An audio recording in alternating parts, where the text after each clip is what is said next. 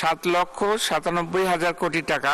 2023-24 অর্থ বছর থেকে 35,000 কোটি টাকা বাড়িয়ে আগামী অর্থ বছরের জন্য 8 লাখ কোটি টাকার বাজেট প্রস্তাবনা করেছেন অর্থমন্ত্রী আবুল হাসান মাহমুদ আলী। শতাংশের হিসাবে বেড়েছে 4.5%। এবছরের মার্চ পর্যন্ত।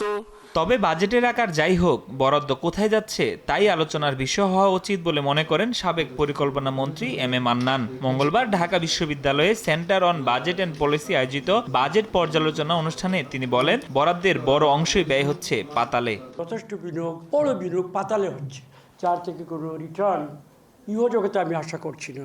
বাজেটের অর্থ কত সেটা পরে আসবে, যেটা কোথায় যাচ্ছে সেইগুলোতে যাচ্ছে অনুপাতে এখানে বেশি নাকি যেখানে যাচ্ছে যেখান থেকে আমি কোনো রিটার্ন আশা করব না, এগুলা হিসাব নিকাশ করার প্রয়োজন আছে।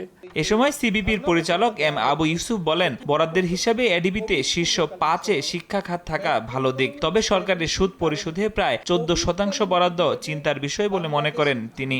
প্রথম 5টা যে প্রায়োরিটি সেক্টর আছে সেখানে শিক্ষা এবং স্বাস্থ্যকে এবার প্রথম 5টার মধ্যে আছে, সুতরাং এটি একটি ভালো দিক। বাংলাদেশের শিক্ষা এবং স্বাস্থ্য দুটো মিলে যে বাজেটটা দেওয়া হয়, সমপরিমাণ বাজেট ব্যয় হবে এই সুদ পরিশোধের ক্ষেত্রে। নগদে 500 টাকা বা তার বেশি পেমেন্টে পেতে পারেন ঢাকায় জমিসহ 20 কোটি টাকার পুরস্কার।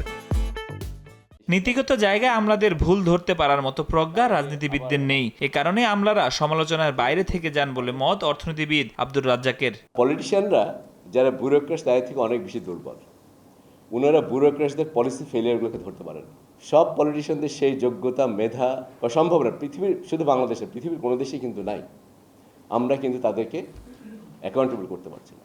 দেশের টেকসই উন্নয়নে পরিপক্ক নীতি বাস্তবায়ন জরুরি বলেও মনে করেন এই অর্থনীতিবিদ। খালি একটা বাজেটের সমালোচনা করে। ফরহাদুর রহমান, সময় সংবাদ, ঢাকা। লিমিটেশন বা